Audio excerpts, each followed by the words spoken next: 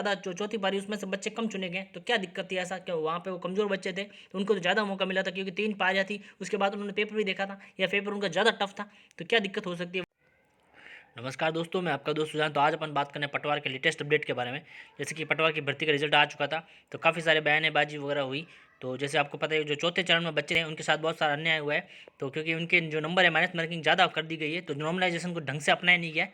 तो उनमें जिनके नंबर अच्छे भी थे, जो आप पहले सोच के रखे थे कि उनका सिलेक्शन पक्का होने वाला है, तो उन्होंने तो पहले जैसे आपका आंसर की वगैरह सब मिलान उन्होंने पहले ही कर दिया, तो उनको लग रहा था कि इस बार तो उनका सिलेक्शन हो जाएगा, क्योंकि 3 साल की मेहनत थी। तो 3 साल की मेहनत के बाद ये अभी एग्ज़ाम वगैरह सब कुछ होने के बाद रिजल्ट आना था, तो उनका सब सपने वगैरह टूट गए। तो क्योंकि अभी उनका जो चौथे चरण के बच्चे थे उनका सिलेक्शन हुआ ही नहीं, और जो फर्स्ट चरण में कम बच्चे थे उनका ज़्यादा सिलेक्शन हुआ। जो पहले चौथे के मुकाबले पहले दूसरे तीसरे में ज़्यादा सिलेक्शन हुए, और वो भी कम नंबर से उनके ज़्यादा सिलेक्शन हुए। तो क्या दिक्कत हुई, क्या अभी सब कुछ मैं बताऊंगा इस वीडियो में, और कुछ बच्चों की कहानियां भी सुनाऊंगा आपको कि उनका क्या प्रभाव पड़ा, उन्होंने पहले क्या सोचा था, रिजल्ट के आने के बाद उन पर क्या प्रभाव पड़ा, और वो क्या सोचते हैं, और बोर्ड क्या सोचता है, और अब आगे क्या होगा। तो सारी जानकारी इस वीडियो में दूंगा, तो इस वीडियो में अंत तक जरूर बने रहें। और प्लीज़ चैनल पर नए हैं तो लाइक करें, शेयर करें और सब्सक्राइब जरूर करके रखें, और भी ऐसी वीडियो आपके लिए आती रहेगी। तो अपन वीडियो स्टार्ट करते हैं। पटवार भर्ती परीक्षा के चौथे चरण में दिया सबसे मुश्किल पेपर, ज़्यादा माइनस मार्किंग कर अभ्यर्थियों को 20 अंक तक कम किए। इस तरह के नॉर्मलाइजेशन करने के बाद अभी बोर्ड को एक और उपाधि दी है, अब नॉर्मलाइजेशन बोर्ड। तो जब इसी बोर्ड को भी नई उपाधि दे दी, अब नॉर्मलाइजेशन बोर्ड, और प्रक्रिया आसान करनी थी, मुश्किल कर दी। अब 3 बच्चों की मुंह की जुबानी सुनाऊंगा जो बात उन्होंने लिखी है। 3 साल से तैयारी कर रहे थे, काट दिए 15 नंबर। वरुण मिंडा, हनुमानगढ़ के वरुण मिंडा बताते हैं कि पटवार भर्ती के लिए वो पिछले 3 साल से मेहनत कर रहे थे। भर्ती में चौथे चरण में शामिल हुए। आंसर की के अनुसार उनके नंबर 225 अंक आ रहे हैं, लेकिन नॉर्मलाइजेशन में जो फॉर्मूला बोर्ड ने यूज़ किया उनसे उनका अंक 210 रह गए। हालांकि ईडब्ल्यूएस कट ऑफ 210 होने की वजह से डॉक्यूमेंट वेरिफिकेशन में चयन तो हुआ, लेकिन जो फाइनल कट ऑफ जाएगी उसमें 8 से 10 अंक ऊपर जाना तय है, जिससे चयन से वंचित रहना पड़ेगा। तो उनको आइडिया तो लगी गया हनुमान मिंडा जी को कि उनका सिलेक्शन तो नहीं होना है। अभी 9 जैसे 11,000 को बुलाया, जो कुछ ऊपर पद है, तो इनमें इसके बाद और भी कट ऑफ थोड़ी होगी, क्योंकि पद तो सिर्फ 5,000 के ऊपर करीब ही है।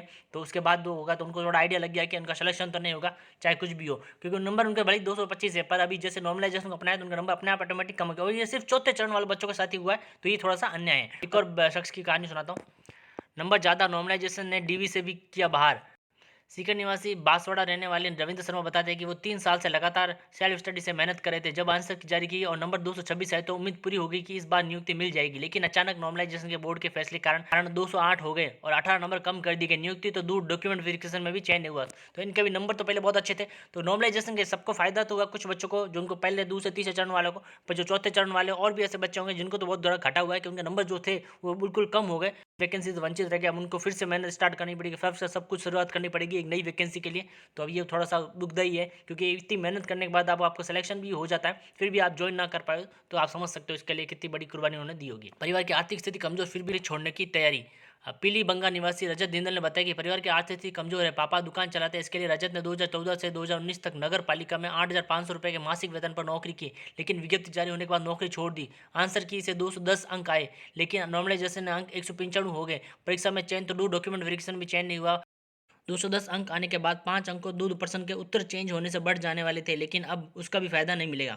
तो अभी जैसे भी है, नॉर्मलाइजेशन से काफ़ी सारे बच्चों का नुकसान तो हुआ है। तो ये उनकी कहानियाँ थी, जो मतलब कहीं ना कहीं इनको पहले लग रहा था उनका सिलेक्शन पक्का पक्का, नॉर्मलाइजेशन वगैरह और किस तरह का नॉर्मलाइजेशन हुआ ये अभी तक क्लियर नहीं है। तो पहले दूसरे तीसरे चरण में काफ़ी सारे बच्चे बता रहे हैं कि उनका नॉर्मलाइजेशन सही हुआ है, उनका सिलेक्शन हो चुका है, पर चौथे चरण वालों के लिए थोड़ा ज़्यादा दिक्कत हो रही है, और मन मर्जी से ऐसे टूट से सपने। तो अब आपको मैं बताने वाला हूँ, जो 4 पारियाँ होती है उसमें से कितने डॉक्यूमेंट वेरिफिकेशन के बच्चों को चुना गया है। तो अब मैं आपको बताऊँ, फर्स्ट पारी में तो सब में लगभग देखिए आप 2.5 लाख है, 2.51, 2.57, 2.66, 2.65, तो लगभग बराबर ही है, थोड़ा बहुत ऊपर नीचे है। तो फर्स्ट पारी में 3,922, और सेकंड में 3,451, और थर्ड में 2,474, और फोर्थ में 1,485। तो आपको पता चल रहा होगा कि फोर्थ में जो चौथी पारी उसमें से बच्चे कम चुने गए। तो क्या दिक्कत थी? ऐसा क्या वहाँ पे वो कमजोर बच्चे थे, तो उनको तो ज़्यादा मौका मिला था, क्योंकि 3 पारियाँ थी, उसके बाद उन्होंने पेपर भी देखा था या पेपर उनका ज़्यादा टफ था। तो क्या दिक्कत हो सकती है, वो आप भी अगर जानते हैं तो कमेंट में जरूर बताएं। टीएसपी के 1441 अभ्यर्थियों का चयन। पारी टीएसपी चयन, प्रथम 349, द्वितीय 495, तृतीय 367, चतुर्थ 210। तो ये टीएसपी वाले बच्चों का था, उनके लिए पारी में था।